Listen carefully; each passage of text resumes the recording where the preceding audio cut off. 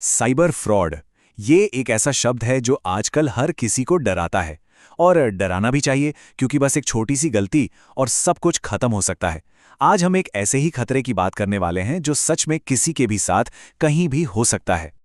जरा सोचिए, बस एक गलत ऐप गलती से फोन में इंस्टॉल हो गया और पलक झपकते ही बैंक अकाउंट जीरो। जी हाँ, ये इतना ही आसान है इन स्कैमर्स के लिए, और वो बस हमारी इसी एक चूक का इंतजार करते हैं। 16,09,000 रुपए। ये कोई छोटी मोटी रकम नहीं है ना? इतनी बड़ी रकम एक इंसान को गंवानी पड़ी सिर्फ एक गलत क्लिक की वजह से, और वो भी चंद मिनटों के अंदर। तो आखिर ये हुआ कैसे? चलिए इस पूरे मामले को जरा करीब से समझते हैं। देखते हैं कि कैसे एक बिल्कुल मामूली सी दिखने वाली गलती लाखों के नुकसान का कारण बन गई। ये कहानी है एक फेक एपीके स्कैम की। ये कहानी है धौलपुरिया में रहने वाले मंगल राम जी की। और सुनिए, ये कोई फिल्मी कहानी नहीं है, ये एक असली घटना है। एक ऐसा उदाहरण जो हमें और आपको ये बताता है कि ये वाकई किसी के भी साथ हो सकता है। तो इस सब की जड़ में थी एक एपीके फाइल। अब सवाल उठता है कि भाई ये एपीके फाइल है क्या भला? देखिए, सीधे साधे शब्दों में कहें तो ये एंड्रॉयड ऐप्स को इंस्टॉल करने का एक फाइल फॉर्मेट है। लेकिन स्कैमर्स इसी का गलत फायदा उठाते हैं। वो एक नकली खतरनाक एपीके फाइल बनाते हैं और जैसे ही कोई उसे इंस्टॉल करता है, बस फोन का पूरा कंट्रोल उनके हाथ में चला जाता है। और पता है सबसे डराने वाली बात क्या है? मंगल राम जी ने कोई बड़ी गलती नहीं की थी। उन्होंने बस एक अनजान फेक एपीके फाइल डाउनलोड कर ली थी। बस सिर्फ इतना ही।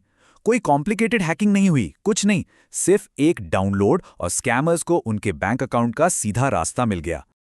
अच्छा, तो क्या बस यही एक तरीका है? नहीं, बिल्कुल नहीं।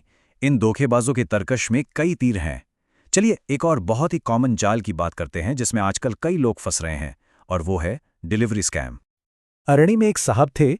उन्होंने अपने बच्चे के लिए ऑनलाइन एक छोटा सा खिलौना ऑर्डर किया। बिल्कुल आम सी बात है ना? हम सब ऐसा करते ही रहते हैं। लेकिन उसी छोटे से खिलौने की डिलीवरी के बहाने स्कैमर्स ने उनसे पूरे 30,551 रुपए ठग लिए। सोचिए तो जरा, एक छोटा सा खिलौना और उसके बदले में इतना बड़ा धोखा। तो देखिए, दोनों ही केस में मकसद एक ही था, पैसा लूटना। पर तरीके तरीके अलग अलग थे। एक था एपीके स्कैम, जिसमें खतरनाक ऐप इंस्टॉल करवा के फोन को ही हैक कर लिया। और दूसरा था डिलीवरी स्कैम, जिसमें डिलीवरी का बहाना बना के या तो पेमेंट डिटेल्स ले ली या फिर किसी से ही एक नकली पेमेंट करवा लिया। अब यहां सबसे बड़ा और सबसे जरूरी सवाल उठता है कि अगर खुदा न खास्ता किसी के साथ ऐसा हो जाए और पैसे अकाउंट से निकल जाएं, तो क्या वो पैसे हमेशा के लिए गए? क्या फिर कुछ नहीं हो सकता? तो चलिए अब इस डर से निकलकर इसके समाधान की बात करते हैं। और यहां एक बहुत अच्छी खबर है, मदद मौजूद है। और अगर सही समय पर सही कदम उठाया जाए तो नुकसान की भरपाई भी हो सकती है। और अच्छी बात यह है कि इन दोनों ही मामलों में पीड़ितों ने बिना देर किए पुलिस को खबर दी। पुलिस ने भी फौरन एक्शन लिया। और जानते हैं नतीजा क्या हुआ? एक फास्ट सिस्टम की वजह से दोनों को उनके पैसे वापस मिल गए। तो यहां सबसे जरूरी बात क्या निकल कर आई? स्पीड, यानी रफ्तार। और इस पूरी लड़ाई में इस स्पीड को बनाए रखने के लिए एक सुरक्षा कवच है, एक नंबर 1930। जी हां, ये वो सबसे जरूरी नंबर है जो हम सबको याद रखना ही चाहिए। तो ये 1930 आखिर है क्या? देखिए, यह है नेशनल साइबर क्राइम हेल्पलाइन। ये एक ऑफिशियल नंबर है जिसे खास तौर पर फाइनेंशियल साइबर फ्रॉड की तुरंत रिपोर्ट करने के लिए बनाया गया है। मतलब जितनी जल्दी इस पर कॉल की जाएगी, उतनी ही ज्यादा उम्मीद है कि चोरी हुए पैसे को बैंकिंग सिस्टम में ही रोक लिया जाएगा। तो एक्शन प्लान क्या होना चाहिए? बहुत सिंपल है। स्टेप 1, जैसे ही पता चले कि कोई फ्रॉड ट्रांजैक्शन हुआ है। स्टेप 2, एक पल की भी देरी मत कीजिए, किसी भी वजह से नहीं। और स्टेप 3, फौरन 1930 पर कॉल मिला दीजिए। याद रखिए, यहां हर एक सेकंड कीमती है।